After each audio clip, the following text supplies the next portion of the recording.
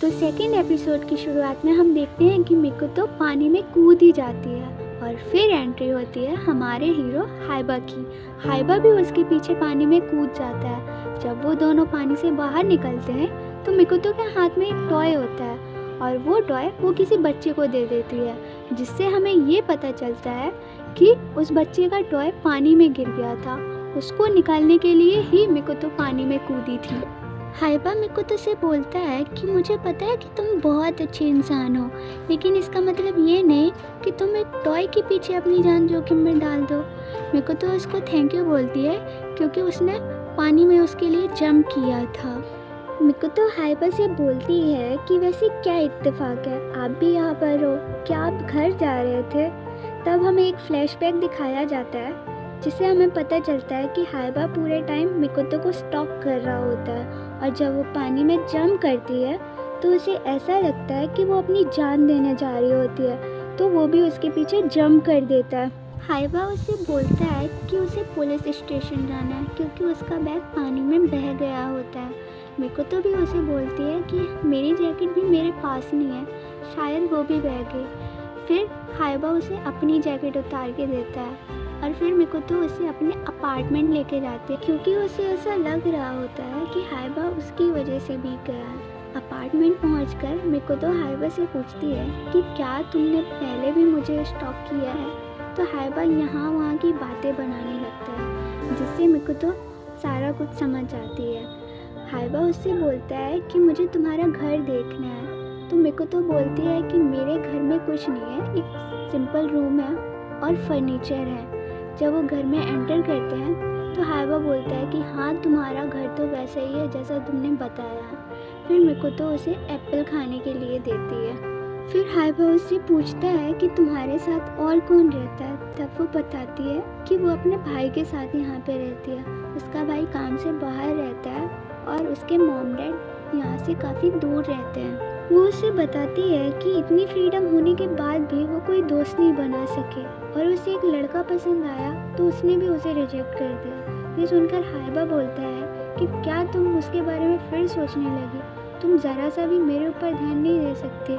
मिकोतो इस बात को इग्नोर कर देती है और वो उससे बोलती है कि अब मैं अपने बाल सुखाने जा रही हूँ। जब वो वापस आती है तो देखती है हाइबा अपनी जगह पे नहीं बैठा हुआ होता है और उसके रूम का दरवाज़ा भी खुला हुआ होता है।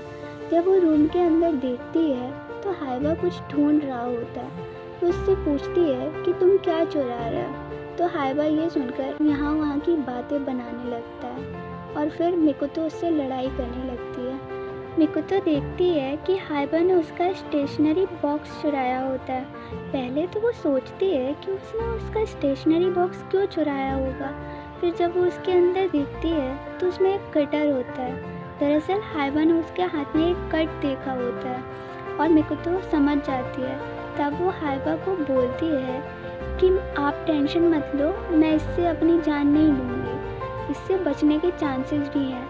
अगर मुझे अपनी जान लेनी भी होगी तो मैं और भी तरीके अपना सकती हूँ। हाइबा उससे बोलता है कि क्या उसे अपनी जान की एक भी परवाह नहीं है, जबकि वो उसकी बहुत केयर करता है। फिर यहाँ से सीन चेंज होता है और हम उन दोनों को रूफ टॉप पे बैठे हुए देखते हैं।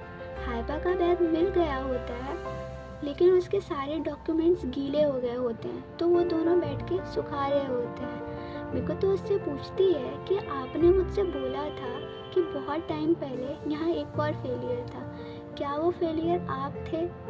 वो उसे बोलती है कि अगर वो उससे नहीं बताना चाहता है तो कोई बात नहीं, लेकिन वो उसके एक्सप्रेशन से समझ गई होती है। वो उसे बताती है कि पहले उसे लगता था कि उसके होने या ना होने से किसी को कोई फ़र्क नहीं पड़ता। ये लाइन सुन के हाइबा भी अपना टाइम याद करने लगता है जब वो भी सेम लाइन बोलता था।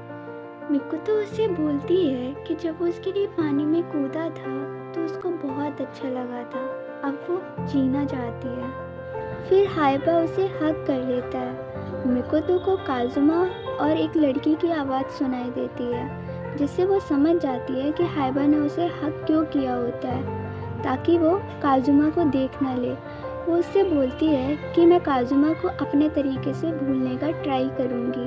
फिर हाइबा उससे पूछता है कि क्या तुम मुझे लाइक करने लगी हो। वो उसकी बात का कोई जवाब नहीं देती है, लेकिन हाइबा बोलता है कि मैं तुम्हारे रिएक्शन से समझ गया हूँ।